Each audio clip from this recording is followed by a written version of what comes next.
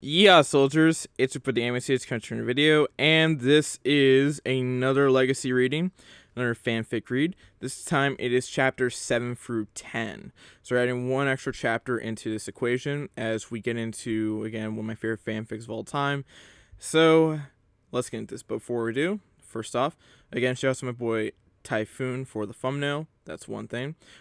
Second of all, again, if you want to support me and this channel and stuff like that, go donate to my Patreon. The link will be in the description. I also, follow me on Twitch. I do stream over there as well. So, follow me on Twitch, which is linked in the description. And also watch my community tab like a hawk. That is also pretty important because, I post, updates and also, some polls over there as well. So, it's pretty important that you watch the community tab like a hawk. So watch it like a hawk. And finally, follow my Twitter at AnimeStage4, Instagram anime_stage4, and of course join the Discord server, which is linked in the description.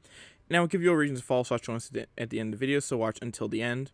Now, in terms of upcoming videos, by the way, I will be uploading What If Naruto Nuclear Release this week. So that should be pretty fun. The part 4, the one that you guys have been waiting for a long time. And also, I'll probably upload another legacy reading this week as well. This time covering chapters 11 through 15. So that should be pretty fun, in my opinion. Also, there should be some more content in between as we get into the new year, which is 2021. Which, thank God, because 2020 is almost over. So yeah, that should be pretty fun. Also, we're also getting close to 30k subs, 200 away, so yeah, let's get there. Now, with all that out of the way, if you haven't seen the, other readings of this fanfic, I will link the last one in the description, which is chapters 4 through 6. And if you want to check out all the other parts and stuff like that, go check out the playlist. And with all that out of the way, let's get right into the fanfic reading. Chapter 7. Joys of D ranks. A couple of years have passed and Naruto and Hinata have grown quite a bit. They are now both 10 years old and each of them are slightly taller than kids of the same age due to their constant training. Both Naruto and Hinata are very strong when compared to others of their age, if you could even compare. In the Academy, physical shinobi conditioning and training only starts when the students are 12 years old, in which they learn the Academy Taijutsu style coupled with ninjutsu. If they were to face Naruto or Hinata, they would get absolutely demolished. They were both well-rounded shinobi. However, Naruto still couldn't cast a little genjutsu without the Sharingan to save his life. Actually, he found it easier to cast high-ranking genjutsu that required more chakra than low-level ones. Even though Naruto focused a lot in chakra control, bringing to joining levels, he still couldn't do a single bunshin. He either did at least 50 or the one will fail. Naruto finally mastered the bow staff, but decided to learn Kenjutsu since his mother was one of the best in the leaf. Since he couldn't get in most shops, he bought a couple books on weapons forging since he had fire nature, and he decided to forge his own weapons with scrap metal and other weapons he found in training fields. In time, he would buy chakra metal for a proper sword. In fact, both of them learned Kenjutsu in the same style. However, Naruto favored speed and strength, and Hinata, being more flexible, preferred to dodge the strikes. This type of Kenjutsu style, much like its Taijutsu, was based on parrying or dodging the attacks with quick strikes meant to end the battle in one strike. This was the Kenjutsu style of the Uzumaki clan. Uzumaki Kushina, before death, was on par with the 7 ninja swordsmen of the Mist. This group was composed by the great swordsmen of the Mist and were not to be underestimated. In fact, each of their swords had special abilities that favored each of their styles. Kushina, in fact, was known as Konoha's Red Death due to her crimson red hair color. Naruto also learned the Gentle Fist with Hinata, and both practiced until perfected. Even though Naruto's Sharingan couldn't see the chakra points, he adapted the style for pressure points. One of the problems they had was Hinata's low chakra pool, so they focused on that for almost last year and managed to increase her levels quite a bit. She had low joining chakra levels and Kage level control. Naruto had high Kage chakra levels and Jonin level control. Naruto realized that Hinata was actually quite proficient in a Gentle Fist and asked her why did their family treat her that badly when she was quite talented. The fact was that in order to learn a Gentle Fist effectively and train their stances and techniques, one would have to use another person as a test subject, and closing Tenketsus was quite painful, so Naruto refused to do that to the branch family members. And I was too kind to even try and harm someone in order to train, but with Naruto, that wasn't a problem. Naruto just used the Shadow Clone technique to provide him not as much guinea pigs as he wanted, and doing so her technique skyrocketed, and she even managed to hold her ground against Naruto in Taijutsu. In ninjutsu, they both mastered their chosen affinities and jutsus they had. Hinata started in wind, and Naruto started in lightning. One interesting fact was that Naruto discovered was that he had a high lightning affinity similar to Nidaime's water affinity.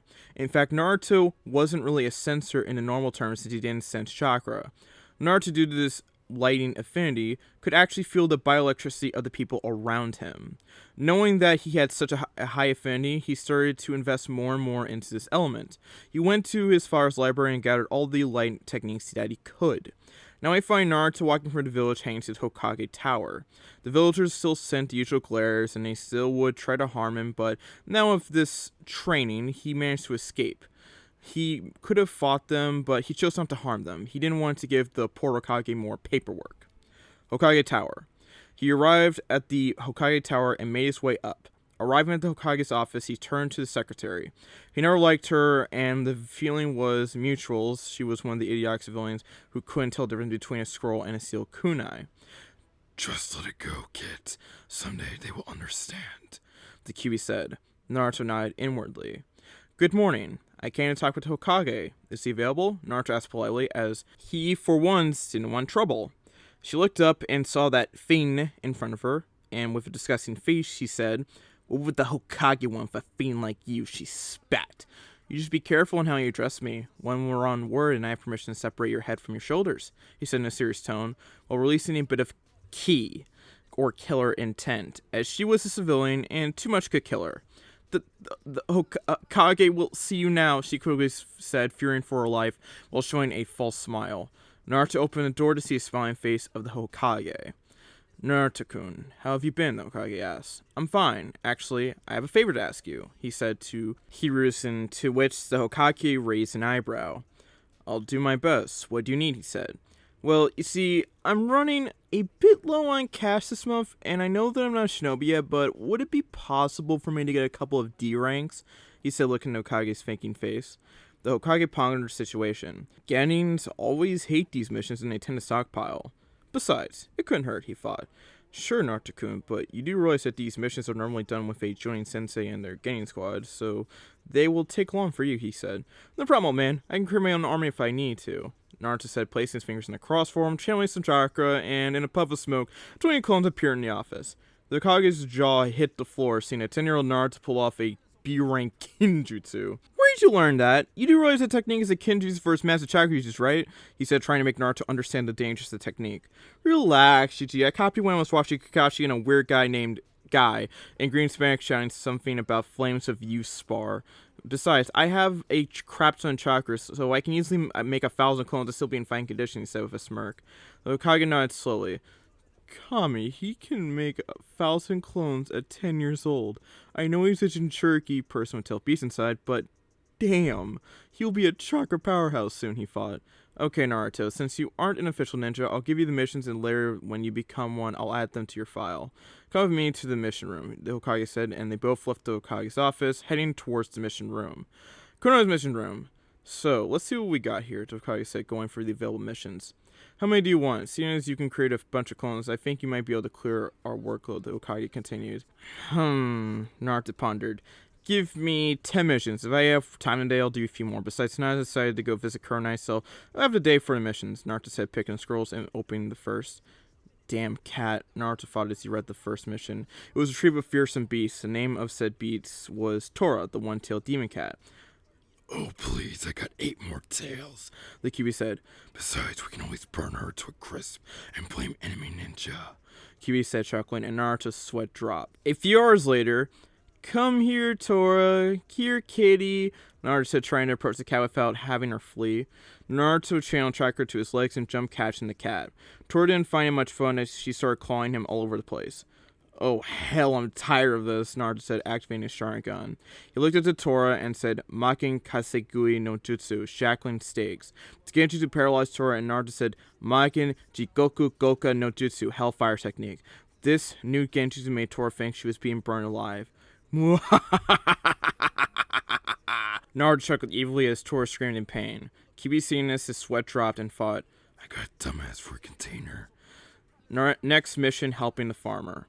Naruto made his way for his next mission. He read the scroll, and the mission was to cultivate a piece of land since the farmer didn't have enough time to do it himself. Naruto arrived at the site, and the farmer's house was actually almost outside the village, and the land itself was fairly big. Judging from the size of the land, it was most likely for planting vegetables and later selling them. Naruto approached the client and started doing his job. The client didn't seem happy they sent a demon brat, but at least the Kyuubi would be working for him. Almost 1 hour into the mission, and Naruto continued his work using hose to groom the land peacefully and undisturbed until slam! A noise echoed through the clearing as the sound of metal clashing. Naruto removed a couple of inches of dirt until he saw a metal door in the ground. What the hell is this? Naruto thought as he moved to open the hatch. Once open, he saw a bunch of stairs that seemingly led underground. And as a curious kid, he decided that he would carefully make his way down. As he was going down, he couldn't help but notice the smell. One of the things of having the Kyuubi inside of him was that it gave him enhanced senses, primarily smell and hearing. The smell itself was of death and putrefaction. Something isn't right here, Naruto thought, as he began to explore what appeared as a vast underground base with a long corridor with multiple rooms connected. Checking a few rooms, even he couldn't help himself but to throw up. For in one of the rooms, it was filled with skeletons of people, and there were a few other bodies still decomposing. Going in further and checking another room, he could see vials spread along the table with strange colored liquids, and he wisely decided it would be best not to touch them. As he continued exploring the base, he kept wondering how could this exist here and be kept a secret. Judging by the looks of it, it seemed that whoever lived here left in a hurry. This smells of snakes. Naruto was thinking when he suddenly pieced together the facts. You're in a library about a shinobi that used snakes as summons and defected Konoha after he was found doing twisted experiments with children that he had kidnapped. Orochimaru, the snake Sanin. Naruto concluded and made a shadow clone and said, "Go tell the old man." The clone left, and Naruto continued exploring, gazing into the room so he could have a brief idea of what it contained. One of the rooms appeared to be a small study room, and entering the room and making his way to the table, he saw a few seals and a multitude of vials of blood with various names in them. Senju Hashirama, Senju Tobirama, Namikaze Minato, and a few others that Naruto did not recognize. What could Orochimaru possibly want with the blood of my father? Not to mention the Senju brothers.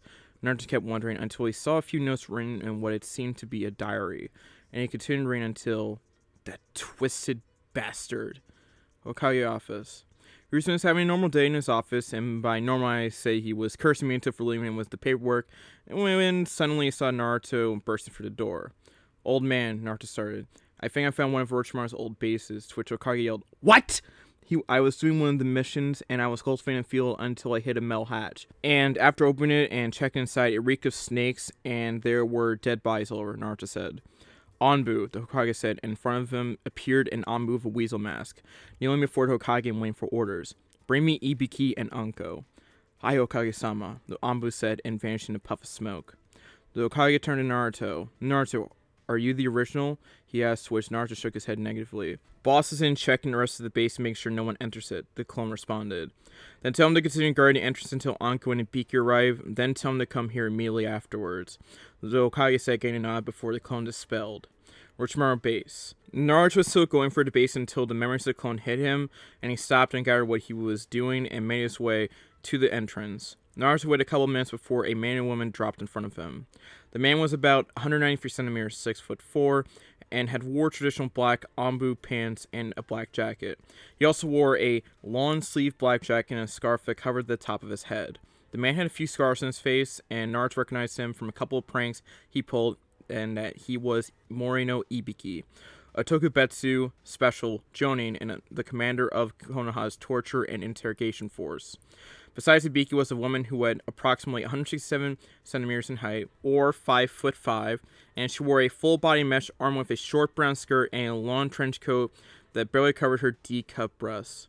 She had purple pineapple-style hair and brown eyes. Naruto assumed that this woman was Anko. Naruto, facing both of them, turned towards the woman and said, "I assume you are Anko." "I'm the sexy and single Mitsudashi Anko," she exclaimed, pumping her fists in the air, to which Naruto's sweat dropped. I was doing a D rank and came across this base, and after exploring it, I concluded it belonged to Orochimaru, so I informed the Hokage. My work is done, so knock yourself out, Naruto said, and headed towards the Hokage's office. Hokage's office. Naruto arrived at Hokage's office and saw him with a silent and thoughtful look. Naruto assumed it had to do with Orochimaru. After all, he was one of Furu's most prized students, a genius that comes once in a lifetime. However, he got caught in his own ambitions. "I'm here, old man," Naruto said, gaining Hokage's attention. "I don't even know if this should be called luck or not," the Hokage said, sighing. Was Naruto's genius of an answer. "You said that you were low on cash, won a few D-rank missions, and you ended up finding one of my old students' laboratories." Naruto nodded, and the Hokage continued. "Since you found it, I'm upgrading the mission to S rank, and you are never to speak of it, and everything you found and saw inside you were never to reveal. Are you clear?" The Hokage said in a serious and demanding tone. "Hi, Hokage-sama," Naruto replied as if he was a usual shinobi, which brought a small smile to the man's face. "I would call it luck," Naruto said, grinning. "Well then, I'm going to get going. See you later, Gigi," he said, and the Hokage nodded. Once Naruto left the room, the Hokage leaned back in his chair, lost in his thoughts. The wonders of D-ranks, the Hokage thought, chuckling to himself. He got out of his thoughts, and he got back to work. The Hokage looked at the amount of paperwork and yelled, "Damn you, Minato!" And then that is the end of chapter 7. Hope you all enjoyed that one. It was a pretty interesting chapter. And now we move on to chapter 8, which, by the way, in the fanfic, it's kind of mislabeled as chapter 9 when it's actually chapter 8, but it's whatever. Chapter 8, Academy Days and Graduation. 4 years later. The sun is starting to appear and shine above Konoha. People are starting to open their shops for another ordinary day. However, to some people, this is no ordinary day, if you can say so. 4 long years have passed, and now both Naruto and Hinata are both 14 years old, and today is graduation day. During these last 4 years, their growth was tremendous, and if we were to estimate their current level of power, one can say that in terms of skill, Hinata's Taijutsu is Kage level, which would be the same level as Naruto's Ninjutsu and Taijutsu. Or if we were to be realistic, their Taijutsu is joint level because even though they both use gravity seals to increase strength and speed, their bodies are still developing and can compete against adults while also lacking experience. However, these rules do not apply to Ninjutsu, even with Naruto. With his massive chakra reserves that dwarf even Hokage of the leaf and reasonable control. In fact, Naruto must constantly train chakra control because of his ever-increasing reserves. In fact, Naruto is a chakra powerhouse in terms of ninjutsu, with his high affinity for lighting coupled with fire and wind natures, all of them offensive ones. There isn't much of an obstacle Naruto can pass. In the last 4 years, Hinata has become a master of her own Taijutsu style derived from the gentle fist, which she calls the flowing fist, which, much like the name says, due to her natural flexibility, flows through the enemy, dodging all offensive attacks while closing the enemy's chakra points. Even though her own Taijutsu style is extremely strong, she's still very proficient in the original Gentle Fist style. In Naruto's case, his Taijutsu style is very different. He trained his fire style and mastered it, however, if the enemy has some sort of shield, attacking enemy pressure points would be pointless. So, Naruto developed his very own style, combining the best offensive style of the Goken, the Strong Fist, and pressure point damage with the defensive style of the Uchiha's Interceptor Fist, creating what he called the Dragon Fist. However, he can add one small twist if you can call it that. Naruto, after his training in lighting, managed to envelop his own fist and feet in coats of lightning chakra, which, if it makes contact with the enemy, can either massively increase the power of the strike or send the lightning chakra to the enemy's chakra circulatory system to effectively numb the area of the hit. This Taijutsu style is called the Raiken, Lightning Fist. Actually, since both Naruto and Hinata have wind affinity, they can create invisible chakra wind blades in their fingers. Invisible to anyone without Dojutsu, of course. Using this technique, they can inflict damage to wherever they hit, damaging their muscles and disabling the enemy. In the ninjutsu department, one can say Naruto is a monster, with his free affinities completely mastered and all of them being offensive. Naruto is forced to be reckoned with, and his arsenal contains a vast amount of techniques for every affinity, including a few creations of his own. Even though Hinata has high chakra levels, if compared to anyone her age, she has joining level chakra reserves when they should be gaining. Her advantage over Naruto comes from extremely high chakra control, rivaling Tsunade herself. To her control, she learned a couple of medical ninjutsus for self-healing if necessary, since Naruto has the Fox's chakra. Going for the Genjutsu section, let's just say Naruto kinda sucks at it. The only Genjutsu Naruto is even able to cast without the Sharingan activated is Kokunyokyu no Jutsu, or Bringer of Darkness. a genjutsu created by the Daime Hokage and considered a kinjutsu due to the fact that even after activated, it continues to drain chakra constantly. If we check Hinata, due to her control, she can pretty much use all genjutsu she knows, but restrains from using Gokuanyo no Jutsu, Bringer of Darkness, since she can't spend such amount of chakra. In the weapons section, both of them are extremely masterful with kunai, shuriken, and senbon, but also kinjutsu. When Naruto named his style, he and Hinata learned Issei no Ryuken, Dragon's Cry sword style. Since their shinobi life is about to begin, Naruto previously forged, their own swords. Naruto's sword was a chokuto, a straight single-edged sword created with chakra metal for his light affinity. It was 20 inches long without a hilt. The handle was dark orange with black stripes, and in the center, the Uzumaki swirl. Hinata has a similar sword, being the handle in lavender color. In Funjutsu, Naruto truly honors the Uzumaki clan. His ingenuity in the art of Funjutsu truly is amazing. Naruto's officially a level 10 Seal Master, level 10 of 10. Actually, Naruto even has some of his own creations and is currently working on his father's Hirashin technique.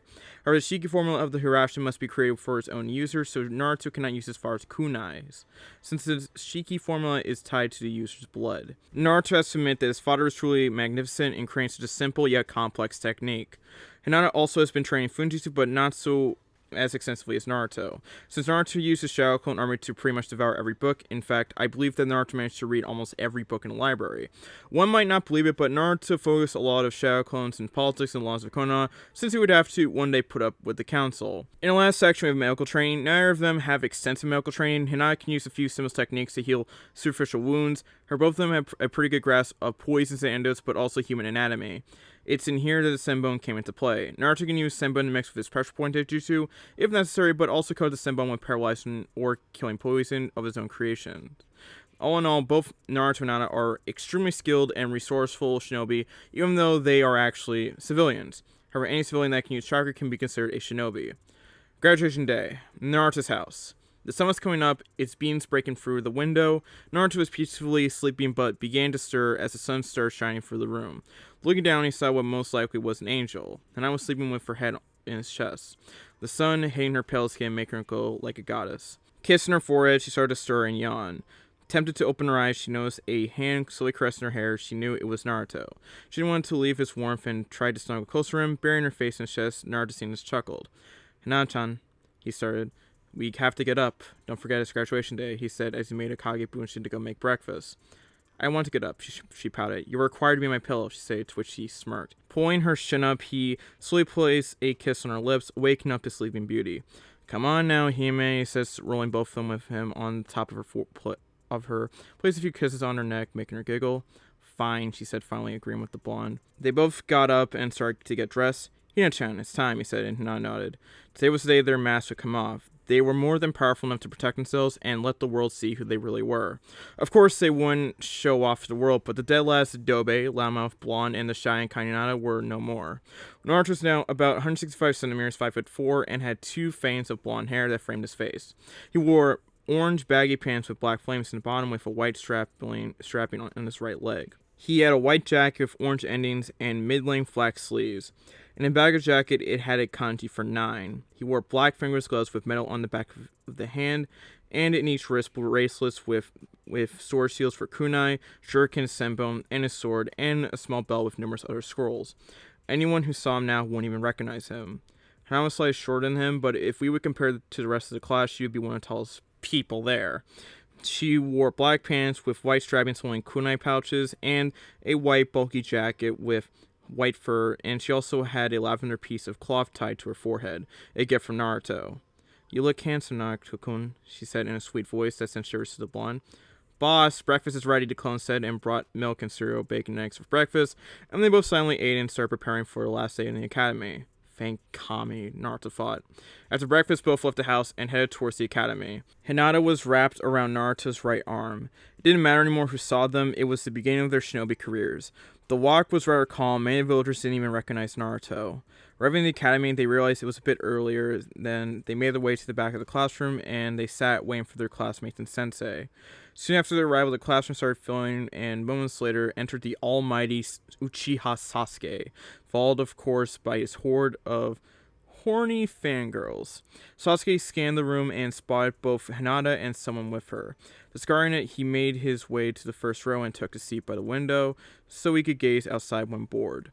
Moments later, Umino Iruka walked through the door. Said person had black pants and chewing flat jacket. He had brown hair tied in a ponytail and a large scar on his nose. "Good morning, class," he said. Checking the classroom and noticed he didn't get their attention, he used his patented big head jutsu and yelled, "Silence!"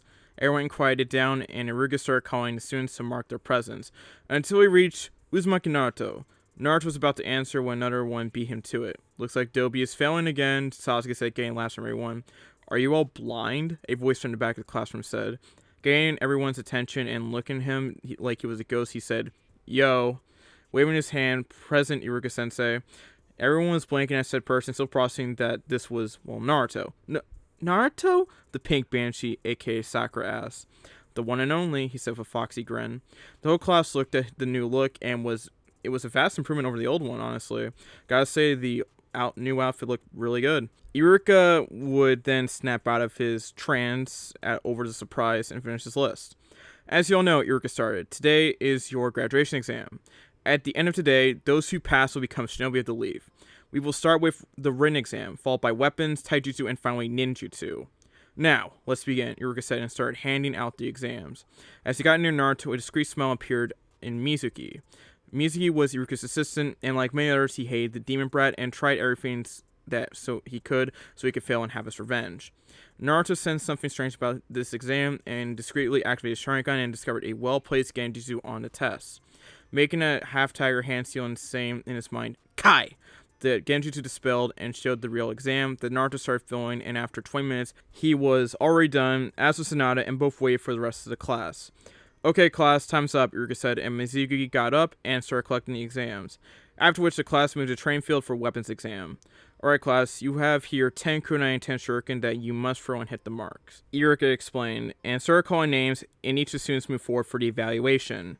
"Uchiha Sasuke," Iruka called, and suddenly every fangirl was yelling, "Sasuke's the best! Go Sasuke, show them!" And Hinata seeing this rolled her eyes and thought, "And they call themselves shinobi. Sasuke doesn't even care about them." Sasuke picked up the weapons and expertly threw them at the same time like the elite he was. Every single kunai hit dead center in the dummies as well, most of Sharingan except one that missed the high scoring area. "Well done, Sasuke. You got 19 out of 20, Iruka said, and the fangirl group went wild. Sasuke then went back to his place, and then he bumped Naruto and said, "Beat that, Dobie." "Uzumaki Naruto," Iruka called. The blonde simply took the weapons and realized that they were blunt, simply sharpened off, and discreetly channeled a bit of lightning chakra for them, so they would stick to dummy. He threw them all at the same time, hitting every single target dead center. Iruka's eyes widened. Good job, Naruto. You got a perfect score, 20 out of 20. Iruka said, congratulating him. The fangirls, of course, started yelling that Naruto cheated, and Sasuke simply scowled at the blonde. "Hyuga Hinata," Iruka called. Hinata, much like Naruto, walked up and picked up the weapons, and without flinching, effortlessly threw them, hitting every single target like Naruto. Iruka's jaw dropped. What is up today? Hinata never was good in weapons. Congratulating Hinata, Iruka finished the rest of the class and moved to the taijutsu exam. "Okay, class. For the next exam, you must hold your ground against Mizuki for 2 minutes. Mizuki won't go very much on the offensive, but be prepared," Iruka explained. "Uzumaki Naruto," Iruka called. Finally, I get my hands on a demon, Mizuki thought. Naruto, seeing a twisted smile on Mizuki's face, decided to make him suffer a little bit. Taking his stance, knees bent with right leg slide forward, right arm extended forward with a right palm facing the enemy while the left arm coiled near the waist. Iruka's eyes widened when he recognized his stance. But, that's the gentle fist stance," Iruka said. "Poor Dobie. He doesn't even know what he's doing," Sasuke said, getting laughs from the rest of the class. "Looks like Naruto-kun is going to play around for a little bit," Hinata thought with a giggle. "Hajime," Iruka said, and immediately Mizuki shot forward with a closed fist, trying to punch him. Naruto slowly grabbed his fist and turned to dodge. Seeing Mizuki summon forward, Naruto slowly touched Mizuki's shoulder, closing one teketsu, disabling the left arm. "What did you do to me?" Mizuki asked, enraged to see he couldn't feel his left arm. "I closed the main chakra point in your left shoulder, disabling your arm. It's over, you can't win," Naruto explained. But how? You don't have the Byakugan," Iruka said. How in the world could Naruto be able to close tenketsus?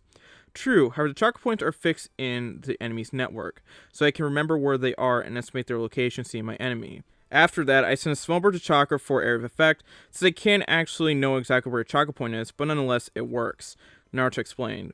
He got surprised faces from everyone minus Hinata. To think it's possible to use gentle fists without their dojutsu, Iruka thought. "You Damn brat, you're going to pay, Mizuki said, and pushed forward blindly. As he came close to Naruto, he simply smirked and said, "You are in my field of divination. 2 palms, 4 palms, 8 palms, 16 palms, 32 palms. Hake Roku Jonsho," Naruto said, finishing his attack, sending Mizuki crashing into the wall and leaving him unconscious. Naruto left the rain area with everyone staring at him.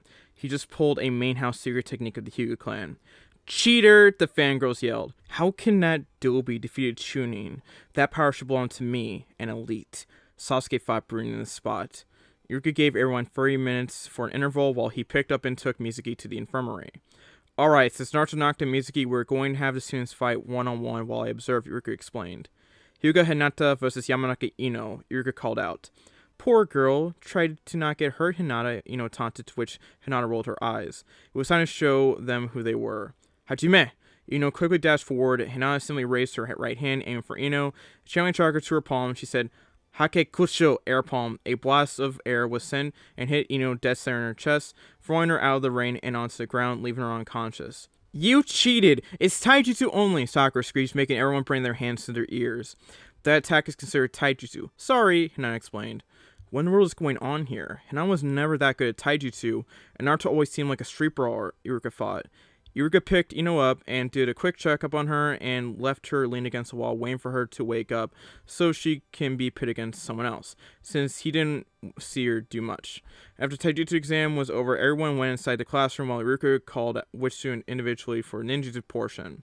"Uzumaki Naruto," Iruka called, and Naruto got up and made his way down the stairs and stood in front of the classroom facing Iruka. "Good luck, Dobi. You're going to need it," Sasuke said, smirking. "Fool," Naruto thought. "Okay, Naruto, please perform the Henge no Jutsu," Iruka said. And there was a puff of smoke, and in front of Iruka was a man that, even though Iruka knew it was a henge, gave him shivers as he looked at his eyes. The man's eyes were glowing, and it was the Sharingan. The man in front of Iruka was Uchiha Madara. Why of all people did you pick that man? QB asked. The QB despised Madara after all. You may not like him, and he may have done more bad than good, but he still was a powerful shinobi, and I have his legacy to honor, Naruto thought, getting a sneer from the QB. Interesting choice, Iruka said, discarding the shivers and continuing with the exam. "Now get ready for Kawarimi," said Iruka, as he picked up a blunt kunai and threw it at Naruto. Naruto switched with a chair that was nearby. "Well done, Naruto. Now do at least 2 bunshins," Iruka said. Naruto always sucked at bunshins, and Naruto himself knew he couldn't create a single bunshin to save his life. "Bunshin no Jutsu," Naruto said, and tried to release the least amount of chakra possible. There was a poof of smoke, and in the ground there was a dead clone. The whole class started laughing. "Still can't do a damn bunshin." "Iruka-sensei, is it okay if I use another type of bunshin?" Naruto asked. "Sure, no problem," Iruka answered, wondering what kind of bunshin Naruto is going to do. "Kage bunshin no Jutsu," Naruto said. There was a puff of smoke, and in front of Iruka were 10 perfect clones of Naruto. Naruto smirked at the reaction of his teacher. Iruka's jaw dropped seeing Naruto pulling off a B-rank Kinjutsu. "Wow, Naruto, Kage Bunshin's a Jonin level Bunshin. Congratulations, you pass," Iruka said. Naruto smirked and picked up his Hayate in the black and tied it around his forehead. Hinata went shortly after, and she too aced the exam. She could do perfect Bunshins, unlike poor Naruto. "Okay, class, the exams are over, and congratulations to everyone that passed. This year's Rookie of the Year is Uzumaki Naruto, and top Kunoichi is Hyuga Hinata," Iruka said, happy that Naruto passed, and not only that, he was Rookie of the Year. "What?" Kiba yelled. "How can the dead last be Rookie of the Year?" he asked. "Very simple. Both Naruto and Hinata aced written exam, and they also got perfect scores in the weapons, taijutsu, and ninjutsu exams," Iruka explained. "He is nothing but a loser. I'm an Uchiha. I'm an elite. I demand a duel between us for a title," Sasuke said. "It's your choice, Naruto," Iruka said. "Let's go outside, baka," Naruto said, and Sasuke smirked, thinking he could take him on. Hinata just shook her head, knowing where this was going. That idiot is going to end up in the hospital. Everyone left the classroom and came to the training ground. Naruto and Sasuke stepped inside the ring facing each other, each one doing a half tiger steel, signifying they were ready for battle. "Now, this is a duel for titled Rookie of the Year. You can use anything, however, no crippling or killing strike, understood?" Iruka said. Getting eyes from both of them, he said, "Hajime!" Deciding to prove his superiority and intending to end this match quickly, Sasuke dashed forward and threw a punch. Naruto simply sidestepped the punch, and he brought his knee and hit Sasuke's stomach. Sasuke bent forward from the strike, giving Naruto an opportunity to give him a chop in the back of the neck, leaving him unconscious on the ground. It's done, Naruto said, and of course the fangirl started yelling that Naruto cheated. Congratulations, Naruto, you are Rookie of the Year, along with Hinata, Iruka said, and both Naruto and I left the academy with her wrapped around his arm. Of course, Kibasines got mad that Naruto was leaving with his Hinata. However, the rest of the class just kept wondering what happened today. Everyone except Shikamaru, since he always suspected that Naruto was hiding his true strength. Shikamaru may look lazy and unfocused, but he is also extremely intelligent and observant. Naruto and Hinata were walking together, going to have dinner out as a celebration for graduating and becoming Leaf Shinobi. They were walking to Ichiraku's when Naruto sensed someone running through the woods. Of course, Naruto remembered when Hinata was kidnapped, people running through the woods is always suspicious. Both of them decided to see what was happening and went after that person. Outpost. Mizuki was running through the woods with a large squirrel on his back, unaware that he was being tailed. Stopping near a small shack, he sat on the ground, opened, and started reading from the scroll. With the scroll of seals, Orochimaru's summon is going to give more power than I can dream of, Mizuki thought out loud. Naruto and Hinata, hearing this, were about to jump him and retrieve the scroll when all of a sudden, Iruka dropped in front of Mizuki. Mizuki, how could you do this? You betrayed the leaf, Iruka said. He didn't understand how his best friend could betray the leaf and seal the scroll. Simple, Iruka. I want power, and when I give Orochimaru this scroll, he's going to give me more power than I can dream of, Mizuki said. He pulled a couple shurikens and threw them at Iruka, yelling, Shuriken Kage Bunshin no Jutsu! The shurikens multiplied to 20. Iruka, seeing this, hesitated and ended up being pinned against a tree. Mizuki took out a Fuma shuriken and dashed forward with a speeding intent to end Iruka once and for all. Naruto, seeing this, jumped in the middle of them and kicked Mizuki back. Naruto? Iruka said, surprised to see him. Hinata, heal Iruka-sensei. I'll take care of him, Naruto said. Hi, she replied and started healing Iruka. You damn demon. Have you ever wondered why everyone hates you? Mizuki asked, and Naruto raised an eyebrow. No, Mizuki, it's forbidden, Iruka yelled. 14 years ago, the Undaime didn't kill the Kyuubi. He sealed it inside of you. You are the Kyuubi reborn, Mizuki said, expecting to break the brass so he could escape. Are you an idiot? He asked rhetorically.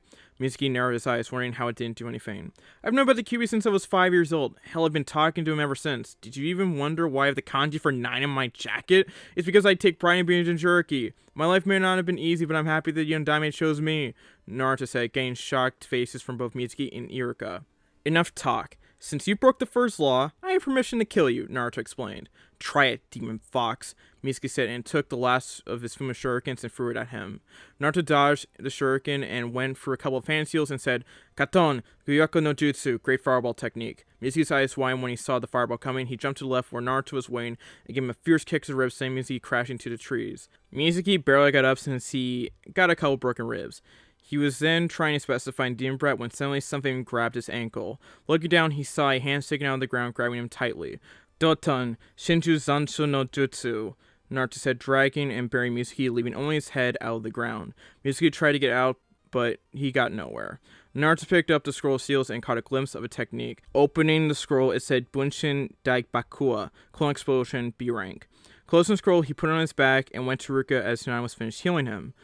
How are you feeling, Iruka-sensei? Naruto asked. Iruka is one of the few people Naruto actually cared about.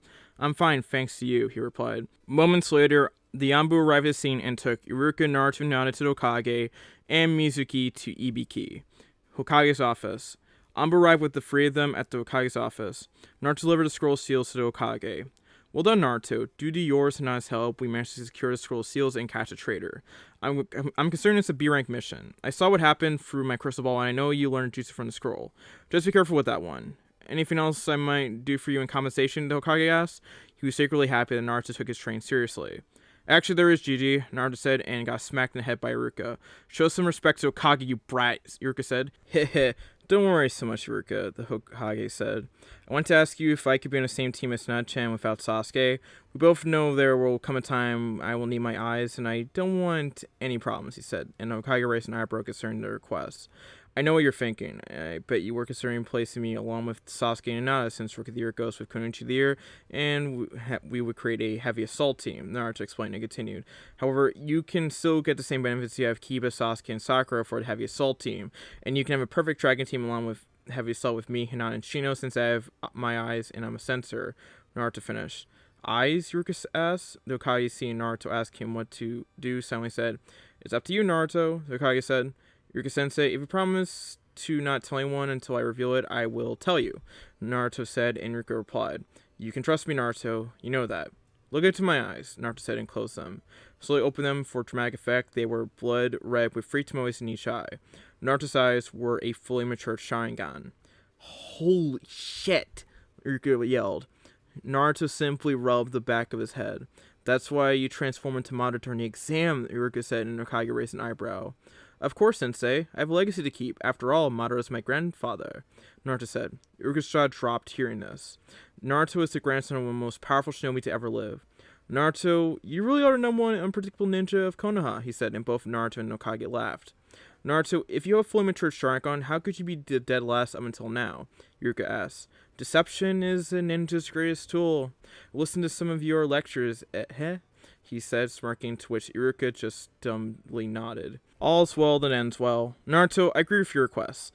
Be the Hokage next week for team placement. See you tomorrow, the Hokage said.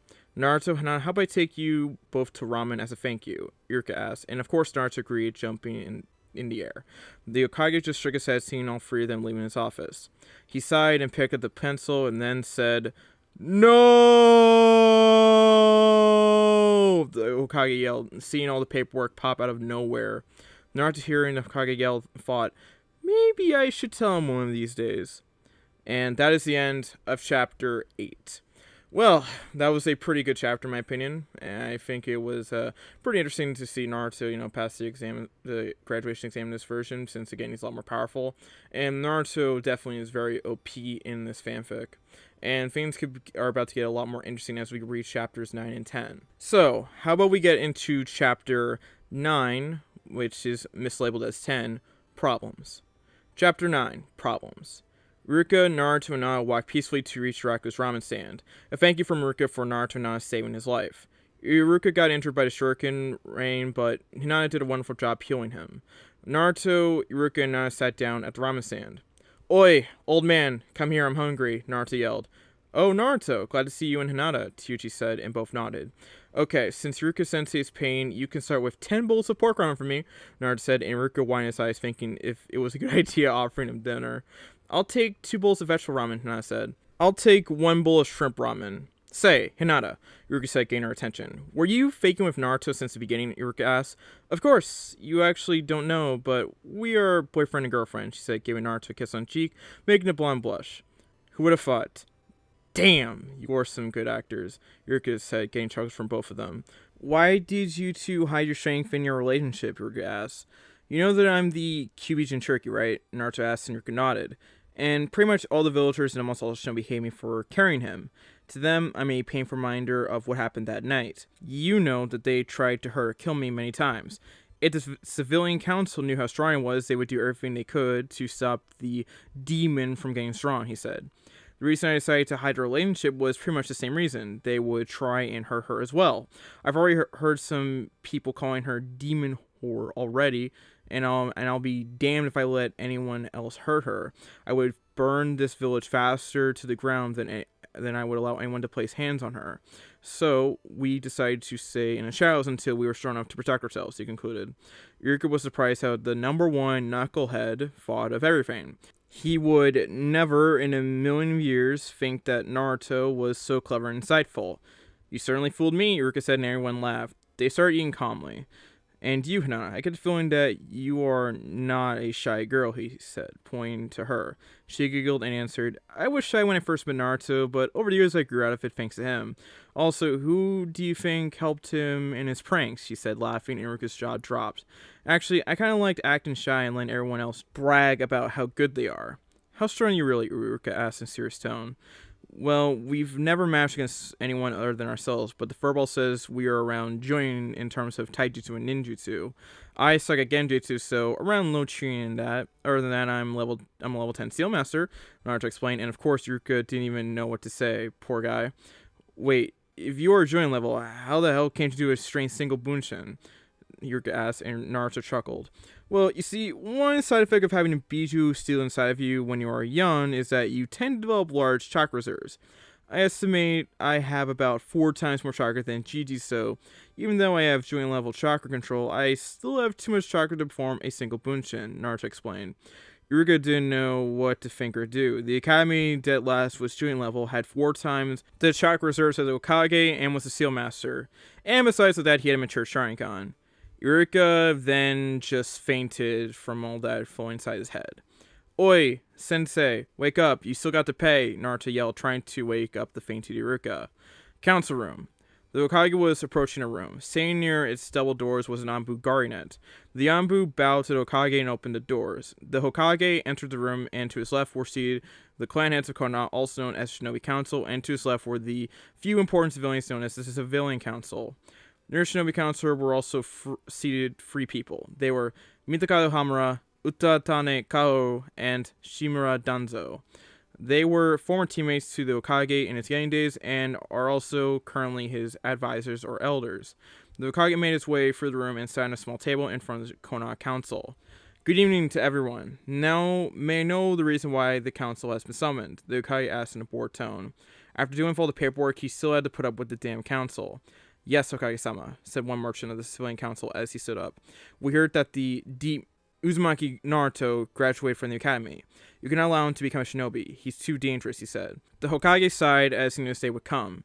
Naruto was not dangerous. He's already proven to be a loyal shinobi, but also graduated as Rookie of the Year along with Hinata. The Hokage said, and Hiyashi raised an eyebrow hearing Hinata was the Kunoichi of the Year. This year's batch must be weak. To think that she was the best, Hiyashi thought. He's clearly a demon. He stole Rookie of the Year title from the Uchiha-sama. A pink banshee yelled, making everyone shiver from her freakish high-pitched voice. You should choose your words carefully, civilian, the Hokage said, raising his key, making her sweat. My law is still in effect.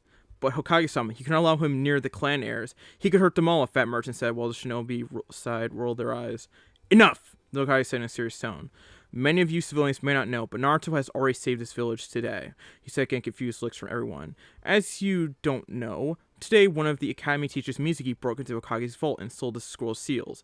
He was intercepted by Umino Iruka, and they engaged in combat. If Naruto and I didn't show up, Iruka would be dead, and the village would be without the scroll. Hinata managed to heal Iruka, and Naruto defeated a Chunin, the Hokage concluded, and everyone gasped. A fresh rookie from the academy defeated in Chunin is almost unheard of. You see, Hokage-sama? He's already becoming too powerful. We must kill him now, and finish what the Odame started, the fat merchant said, trying to reason with the Hokage and put an end to the demon. You keep forgetting that this is a shinobi village, and I, the Hokage, am in command of my forces. My word is law, remember well. This meeting is adjourned, the Hokage said, rubbing his temples. I'm getting too old for this shit, he thought as he watched everyone leave the room. Alright, so before I continue with chapter 9, I'm going to address something here. Yes, I understand this entire thing is kind of corny and stuff like that. It's in a lot of fanfics, a lot of Naruto fanfics actually, and I can understand that it might not be the greatest thing out there when it comes to like the Konoha, Shinobi Council and the Konoha Civilian Council, but I would say just deal with it. You can have some fun interactions here and there, and I think this fanfic does it the best, but it can kind of get annoying and repetitive when you see it in a lot of fanfics, but I still love this fanfic no matter what, you know what I'm saying? So, anyways, back to reading.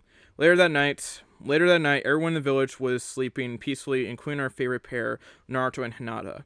They're sleeping like usual, cuddled together, and Naruto has chest pressed against her back, pulling her closer to him. 2 figures were seen dashing through the roofs, and they wore the Saren joining outfit for Konoha. The hitate on the forehead, the joining flat jacket, and black army pants with white strapping on the ankles. So, you remember the plan one of Johnny's ass getting off from the other? Let's get this over with so we can collect our pay, the other said, and rushed forward towards the destination. They arrived at the red light sector and very quietly made their way into the house. The house itself seemed old, with a few patched holes in the outside walls.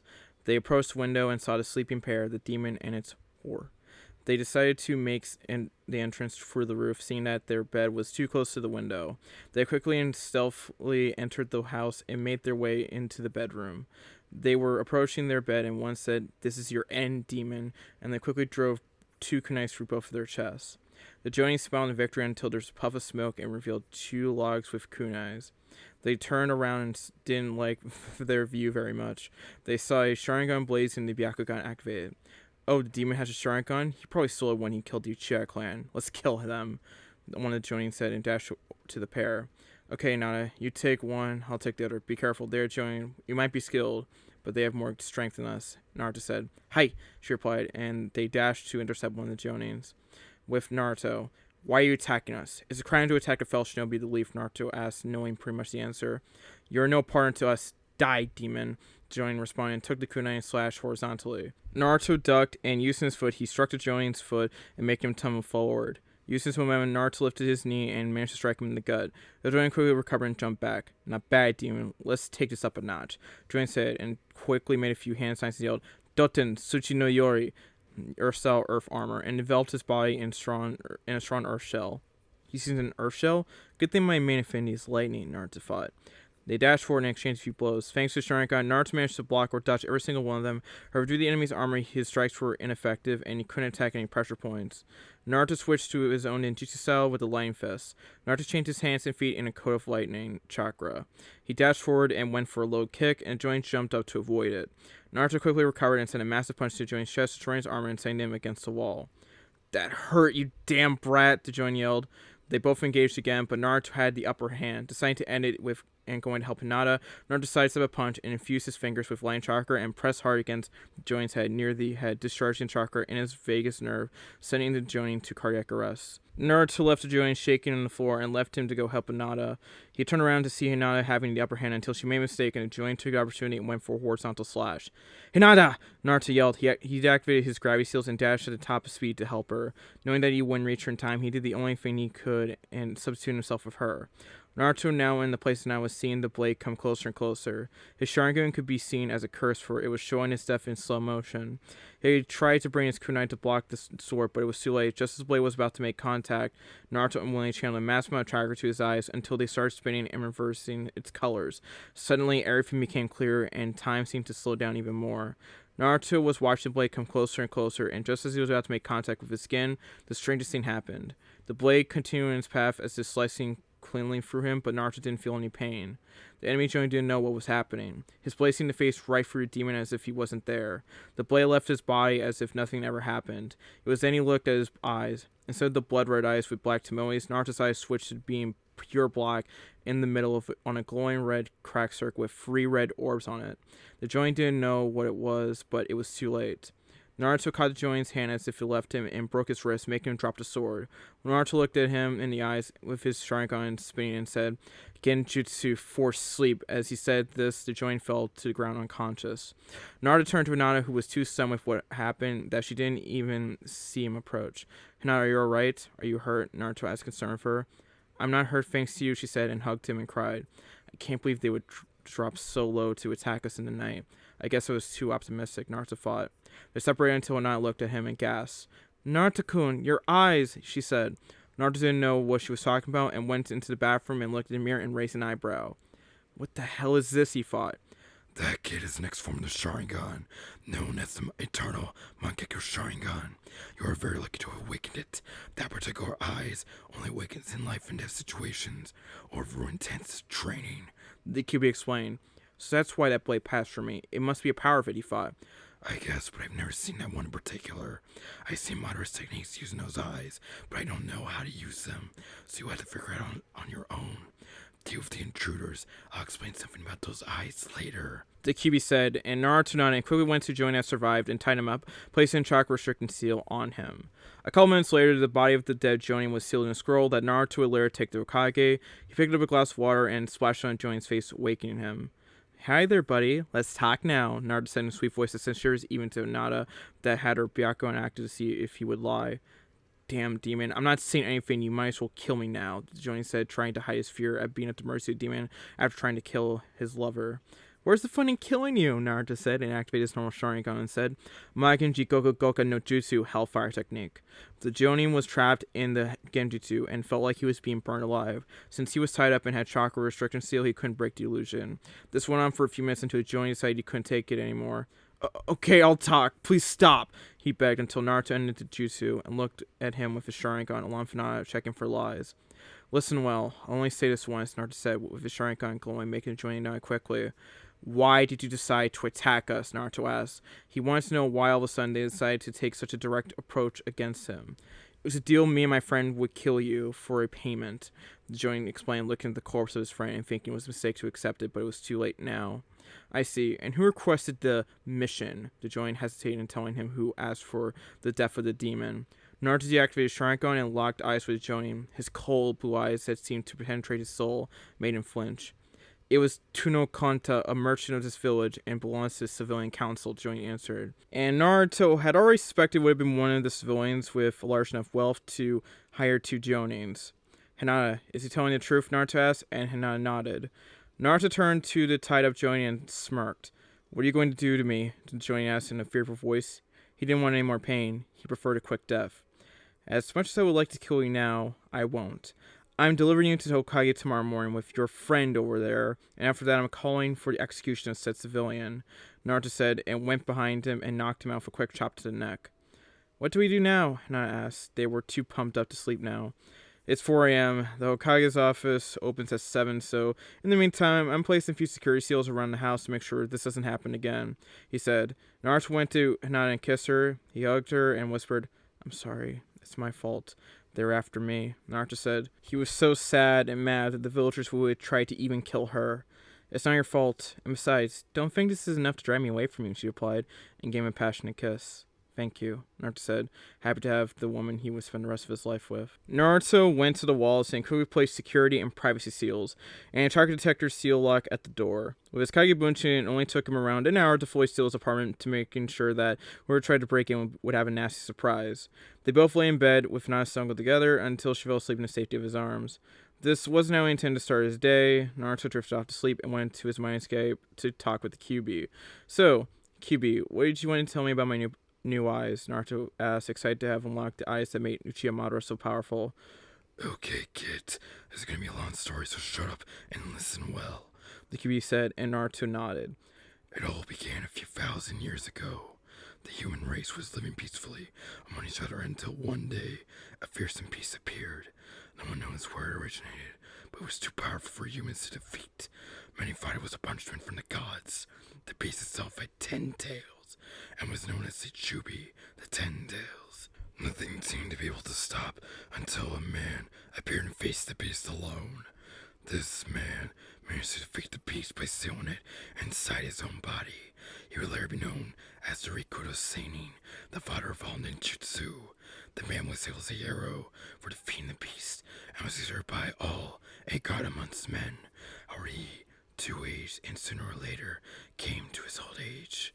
Knowing that in his death, the beast would be set free, he split his chakra in 9, thus creating what we know now as the 9-tailed beast, going from 1 tail to me, the 9 tails. You were with me so far. Takibi asked, seeing Naruto nod, he continued. During his life, the Rikudo Seinin had 2 sons. The older son received his eyes and found the Uchiha clan, while the younger one received his body strength and was the progenitor of the Senju clan. In his deathbed, Rikudo Seinin had to choose which of his sons would carry on his legacy. Due to his younger son's ideals, he chose him. However, this didn't make his brother happy. His older brother thought that since he was the eldest, it should be him to lead the world in his father's place. Angered at his younger brother and father, he tried to fight his brother for the place, but he lost. Having lost, he realized he needed to gather more forces and end the Senju line before it even began. But he realized that being alone, it would take too long to build a clan, so he did a blood ritual to transform, so to speak, ordinary civilians into Uchihas. Okay, the story ends here. You understood everything, the QB asked, and Naruto replied, yes, I think I got it. The Rikudoan had 2 sons, and the older one did the blood ritual to increase his clan faster, so he could defeat the Senju brother. That's right. Now, about your eyes. You see that the sons of the older brother are pure-blooded Uchihas, while the others that were born out of the ritual were known as half-blooded Uchihas.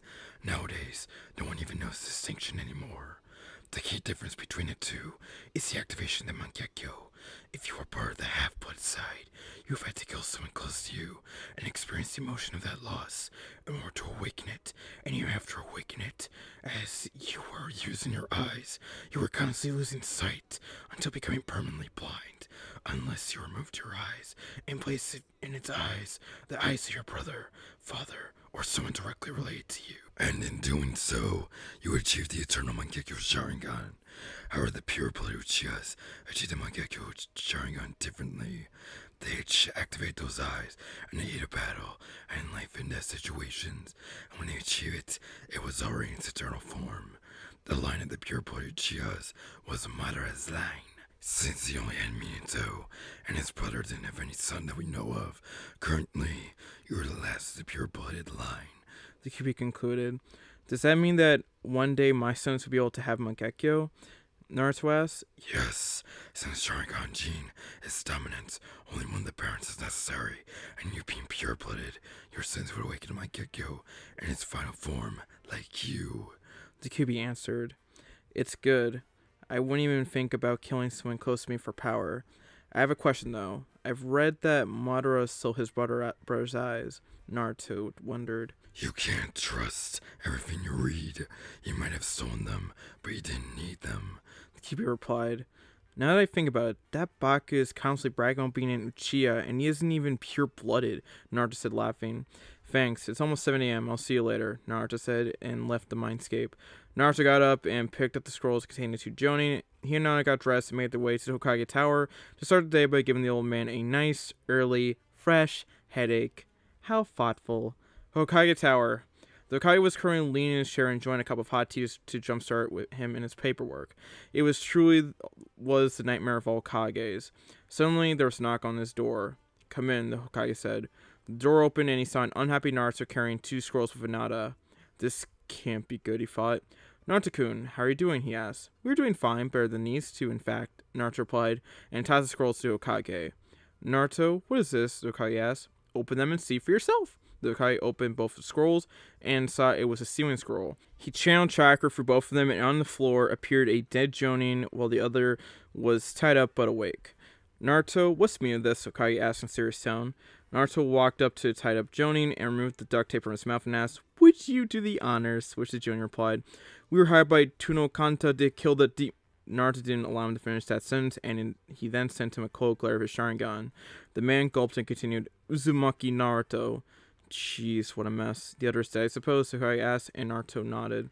He had to end him quickly, otherwise Hinata wouldn't be here, he said, and placed a hand on Hinata's shoulder, pulling her closer. I should have suspected. Yesterday's council meeting was about you, and it didn't end well, the Hokage said, sighing. At least none of you got hurt. Don't worry, Naruto. The man responsible will be considered a traitor for attacking Shinobi and will be promptly dealt with. The Hokage said, glaring at Jonin. It was pitiful to see his Shinobi fall so low that they would try to kill a fellow partner. You know, old man, I actually find it funny, he said, chuckling. Seeing the confused face of the Hokage, he continued, They tried to kill me because they were afraid I would grow up too powerful and would someday attack the village. However, they ended up giving me more power, he said, activating his Sharingan and shifting into the EMS and showing to the Hokage. Naruto? Is that what I think it is? Hokage said with his eyes widening. Yep, old man, I present to you my eternal Mangekyo Sharingan, he said, smirking, making his eyes spin. He started explaining everything he knew about the pure-blooded Chias and the activation of his eyes. The Hokage had his jaw on the floor while he was processing everything he heard. He snapped out of his stupor and said, So that means that Itachi will end up blind unless he gets the eyes of Sasuke, the Hokage said. That's right, however, Sasuke must have unlocked his Mangekyo, and knowing him, if he ever finds out about it, he probably won't hesitate to end the life of someone close to him, Naruto replied in a serious tone. I'll try to keep an eye on him. Naruto, in the meantime, keep those eyes hidden. Uchiha Madara was one of the strongest shinobi to ever live because of Sharingan. You still need to learn how to use them, so keep it quiet, okay? The Hokage asked, and Naruto nodded and left the room. The Hokage flared his chakra, and in front of him appeared an Anbu. Take the one alive to Ibiki and Anko. Also get Tuno Kanta and send to Ibiki as well, the Hokage ordered. I'm really getting too old for this shit, the Hokage thought. And now, that is the end of Chapter 9. We'll now move on to Chapter 10. So it was a bit of an interesting, I guess, chapter in my opinion. There is also, yes, that, the civilian council, again, in addition to, like, the civilian council trope in fanfics, there's also them attempting to kill Naruto, but you guys saw that in the first couple chapters, so you kind of had a feeling that this was probably coming. But, again, I think Legacy executes those types of tropes the best, so, yeah, I don't mind it here, so that's just my opinion. You can have disagreements with me, but I do like how they are used here. I think they do it. They use those tropes very well here. So, yeah, that's just my opinion, though. Anyways, we will now move on to the final chapter of this video, Chapter 10, Teams and Missions. Let's go. Chapter 10, Teams and Missions. And by the way, it says Chapter 11, but again, Chapter 10, Teams and Missions. The remainder of the week went by without any trouble at all.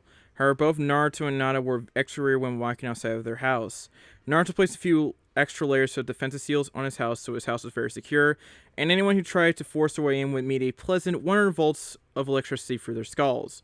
During the last week, Naruto and Nana did a bit of research about the possible joinings that could be their sensei. Also, Naruto managed to finish his Hirashin seals as well. He pressed harder so he could use it to always be present should not need him at any time.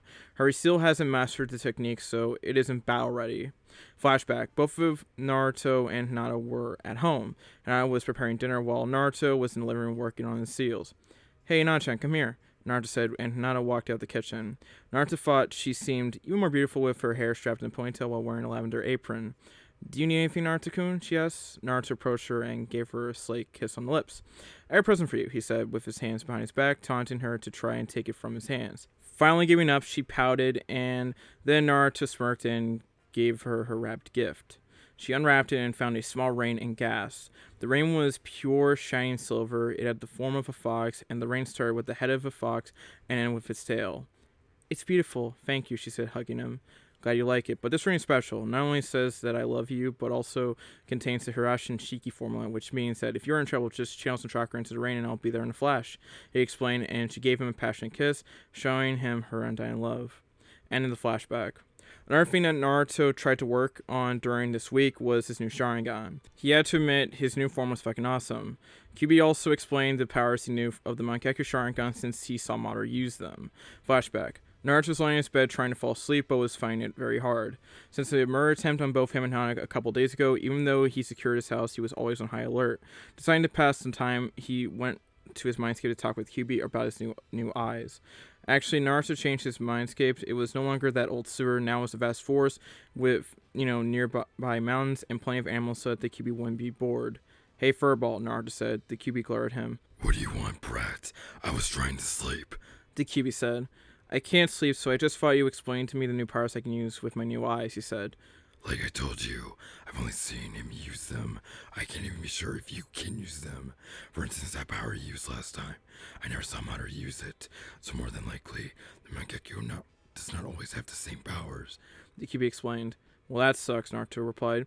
"It doesn't mean you can't use them. I'll explain the powers I saw, so listen well. First one, the power is an extremely powerful genjutsu called the Tsukuyomi.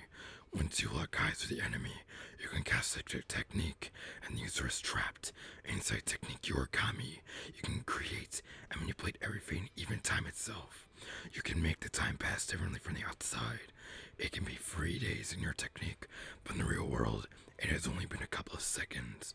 The difference in this time varies with your skill. Also, this genjutsu is nearly unbreakable. Another power I saw is called Amaterasu, God of the Sun. It's the highest level of kata ninjutsu known.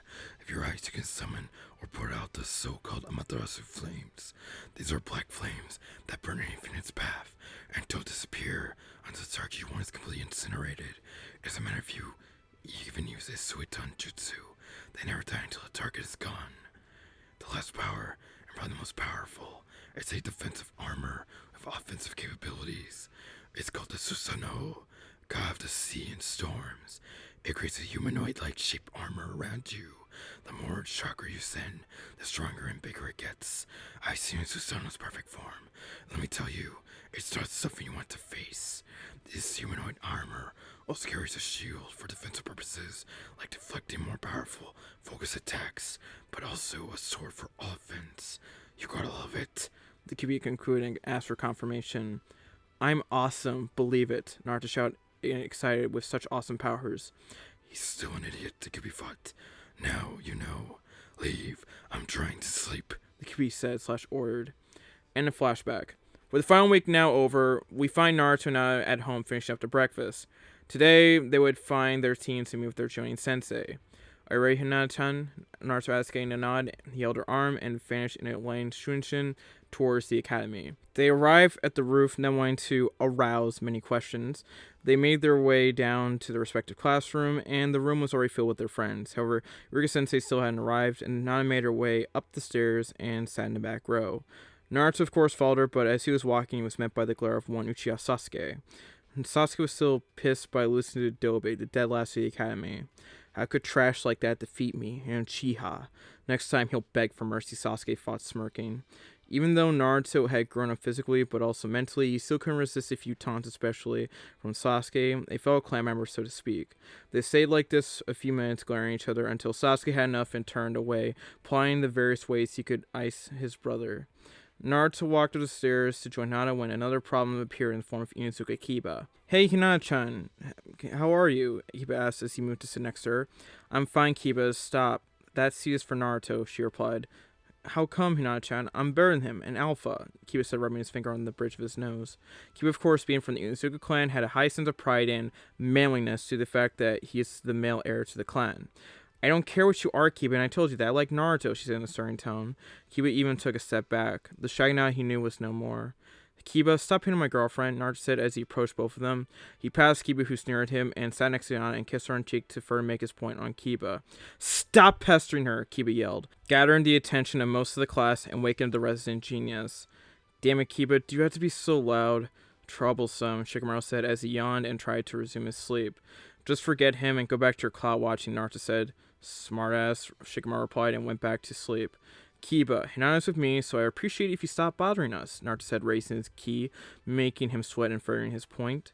On top of Kiba's head was a small white dog called Akamaru. He was Kiba's partner to their collaboration ninjutsu. Akamaru just said alpha. However, Kiba didn't listen and tried to punch Naruto. What no one saw coming was that Naruto didn't move an inch. It was Hinata that got up and gave Kiba a Juken strike to the chest, leaving him on the ground clutching in pain.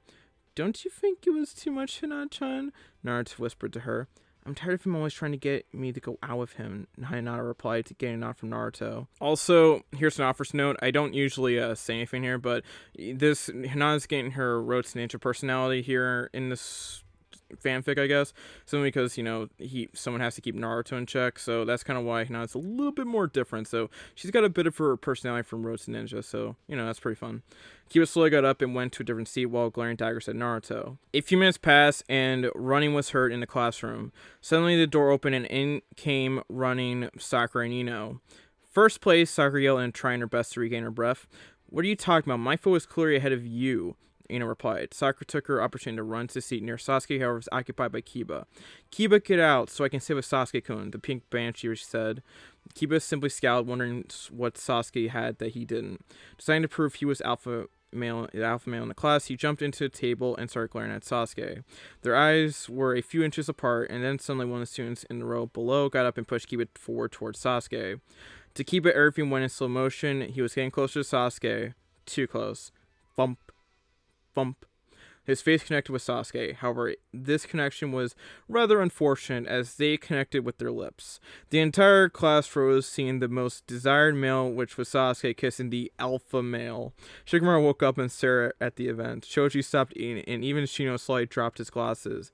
"Looks like Kiba finally found this girl," Naruto said, loud enough for everyone to hear. All the males in the class laughed at the event, except the fangirls who were plotting Kiba's murder. Kiba and Sasuke immediately separated, and quickly enough, Kiba received his fate at the hands of the fangirls, leaving him on the ground in a bloody mess.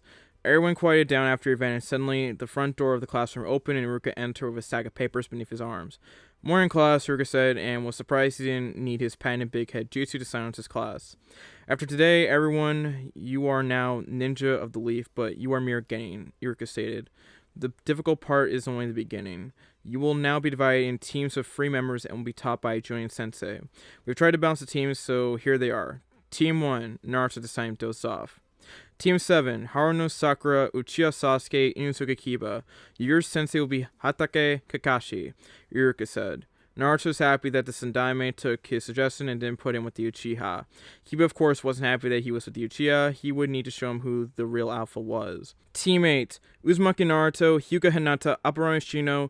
Your sensei will be Yui Kurenai, Iruka said. And of course, Naruto and I were extremely happy that they would be together in their team. Shino was a quiet person, and he always kept to himself, and he was logical, a good strategist, and long-range fighter, so it was a well-rounded up team. Hinata was more skilled in taijutsu, Naruto was ninjutsu, and they had Shino in long-range support. Team 9 is still in circulation. Team 10, Yamanaka Ino, Na Shikamaru, Akimichi Choji. Your sensei will be Saratobi Asuma. I will be leaving now. Your senseis will be here in a moment," Iruka concluded. Hinata-chan, I can trust Kurenai-sensei. You know her, right? Naruto asks. You can. She's a good and kind person, but also strong jonin. She's like a big sister to me. Are you going to tell her about the Sharingan? Hinata replied and asked.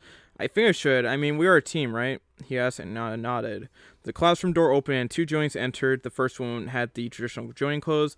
He wore black army pants and a joining flat jacket. He was a tall man with black spiky hair, brown eyes, and a beard. He also had a 12 guardian ninja sash with this kanji for fire.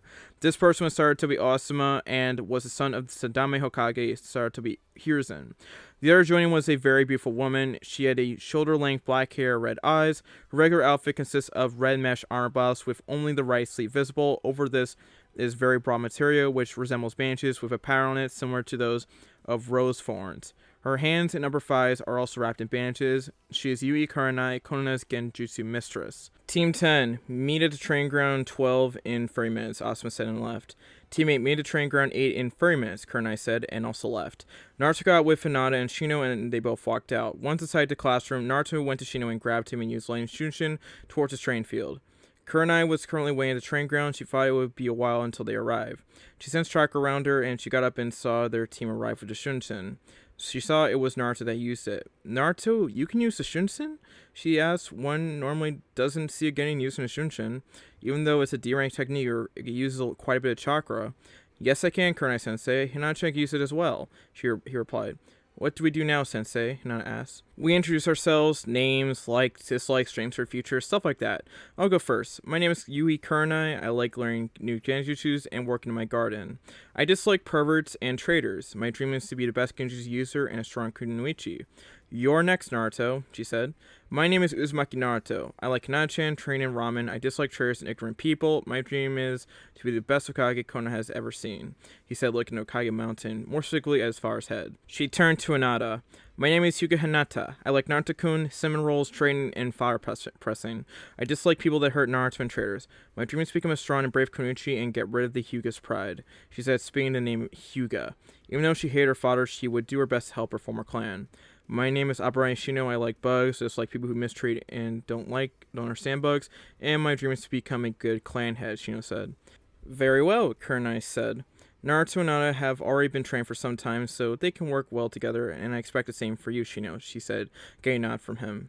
I don't expect any problems between you, so we're officially a team.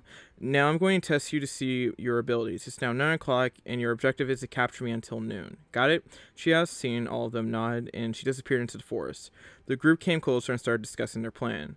Kurenai was hiding in the forest near a tree using a low-level genjutsu when she saw Naruto approaching at full speed towards her. Figures. Reports said he was dead last, but also brash and loud, she thought. Naruto threw a punch, to which Kurenai dodged and returned the punch. However, to her surprise, her punch went through him, revealing to be a bug clone, and then she shook him off and jumped back. She scanned her surroundings, and her eyes widened when she saw a fireball coming towards her.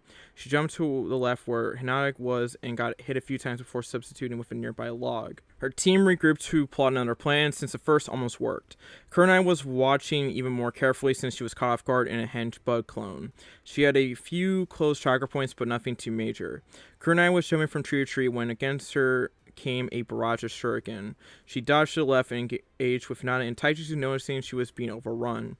Kurenai jumped back and something caught her ankle. She looked down and saw Naruto pulling her down, trapping her.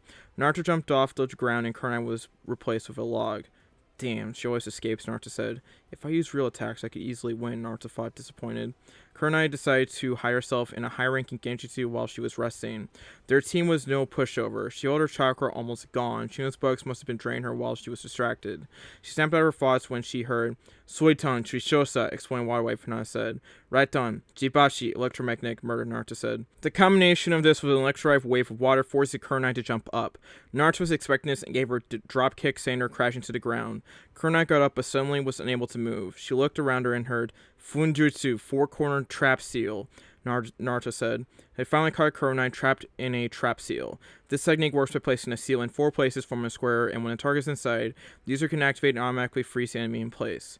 Congratulations, you are all really good. Hinata, your taijutsu along with Naruto is impeccable, and so is your ninjutsu. Shino, you provided long-range support and you drained a good chunk of my chakra, and your clan skills seem good, but you'll need elemental ninjutsu as well. Naruto, I didn't know you knew Funjutsu, Kurenai explained. Since we're going to be a team, there are a few things I need to tell you. I believe I can trust you. Kurenai-sensei and also Shino. Naruto probably gained knowledge from both of them. First, Kurenai-sensei already knows this, but not Shino. They say the Yondame Hokage killed the Kyuubi, but that is a lie. The Kyuubi cannot be killed. It's true that his physical body can be destroyed, but he reformed later on. Since he couldn't be killed, the Yondame's only choice was to seal him inside a newborn baby. Me. The Kyuubi is trapped here in my gut, Naruto said, a bit hesitant about his reaction. I understand if you want to change teams, Naruto said, looking at Shino. Nonsense, Naruto. For starters, I already knew about the Kyuubi since my bugs could detect its chakra. Besides, I can relate to it on a small level. My clan uses bugs that are on the inside of us as well, so the villagers always are a bit uncomfortable when dealing with us, Shino said in a stoic voice. Thank you, Shino. Just one thing. The Kyuubi is a he, not an it. He's a nice guy once you get to meet him, Naruto said, and Shino raised an eyebrow. Naruto, how can you say he's a good guy? He nearly destroyed the whole village, Kurenai asked, outraged. Sensei, I can't tell you everything, but I can tell you that the Kyuubi was being controlled by a Sharingan and was forced to attack the village, Naruto said. Kurenai wanted to argue, but Naruto wouldn't budge. Speaking of Sharingan, Naruto said, and activated his. I'm a Sharingan user. Since we're a team, I'm trusting you with this information. I'd like to keep the secret until I reveal it, Naruto said, and Shino kept a stoic face, while Kurenai was doing a very good impersonation of a fish out of water. Naruto, are you an Uchiha? Kurenai asked. I am on my father's side. I'll say no more until I reveal my heritage, Naruto concluded. And do you already have it fully matured? Kurenai said. Yep, I awakened it when I was 5, and when I was kidnapped, I killed the kidnapper and got the free Tomoes, Naruto said, and Kurenai's jaw hit the floor. Are you saying that you killed a Jonin when you were 6 years old? Kurenai asked. The only thing I can say is it was pure luck. He underestimated me and paid the price, Naruto explained. Don't worry, Naruto. We will keep it a secret. You can trust us, Shino said. Naruto, I have one question. You obviously are very skilled, so why are you the dead last? Kurenai asked. What do you mean? It's true that I was dead last during the academy to hide my true strength, but in the last exam, I graduated as Rookie of the Year, Naruto said. But I read your report and it said that you were the dead last and everything, Kurenai replied, confused. I get it. The person who filled the reports must have been ignorant, and since I was a Kyuubi, she filled me as dead last and probably put Sasuke as Rookie of the Year. It doesn't matter. Actually, it's even better. Now the enemy will underestimate me, Naruto said, and Kurenai just shrugged it off. Okay, team. Meet here tomorrow at 8 a.m. We will begin training in the morning and do missions in the afternoon, Kurenai said. Day ended with Naruto and Hinata going home, happy that both of them were on the same team. That is the end of chapter 10, the last chapter of this video. Thank you all for watching this, legacy reading chapter 7 through 10. I hope you all enjoyed it as much as I did, reading it. So, yeah, in the next, for next video, I'm going to be doing chapters 11 through 15, so that should be pretty fun. And I'll also be uploading What If Naruto Had Nuclear Release Part 4 this week as well, so yeah, that should be fun as well. Anyways, again, watching community tab like a hawk, that is really important. And also, another thing, follow me on Twitch, as I do, again, live stream over there, especially my podcast streams. So, yeah, that's pretty important as well. And finally, follow me on Twitter for to get notifications of my videos. And, of course, I post funny stuff there as well. Follow me on Instagram for memes and some more fun stuff in between. And, of course, join me Discord server for, another way to interact with me. And also, to get notifications towards my videos as well. And also, you can suggest me ideas directly in that server. And also, you get a notification when I live stream ahead of time. So, yeah, join the Discord server. The link is in the description. And, again, Twitter is @MaStage4, Instagram is @MA_Stage4. Also, shout out to my patrons. My $10 patrons their names are on screen, and of course, my $50 patron Anguish. Again, if you want to donate to me and support me further with my content and get rewards for that, again, donate to my Patreon. And one more thing before I leave. Again, I'll be introducing not only those types of content that I mentioned earlier, which was Legacies chapters 11 through 15 and Nuclear Release Naruto Part 4, but also introducing some other content in between, such as, again, live streaming content, but also some other supplementary content, so I can try to get into a daily upload type of grind, or at least upload 5 times a week. So, yeah, that should be pretty fun. Anyways, that's about it, but actually before I go, we're getting closer to 30k. We are 200 away from that tomorrow exact, and I cannot wait to hit 30k. I do want to, again, say thank you for supporting me, and again, I initially, when I first, started 2020, I thought I would be at 5k, and I've almost multiplied that, goal by 6. So, again, thank you all for supporting me, and I am very hopeful for amazing things in 2021. And again, let's hit 30k. That'll be really nice. Anyway, that's about it for this video. Thank you all for watching. And make sure to like, comment, subscribe, turn notifications, share the video. This has been your boy, the Anime Sage. Sign out. Peace. Yorha. Signing Shay closes out. Bye-bye. Peace. Hi, this is Stephanie Shea, voice actress for Sailor Moon, Hinata, Orihime, and you are watching Anime Sage.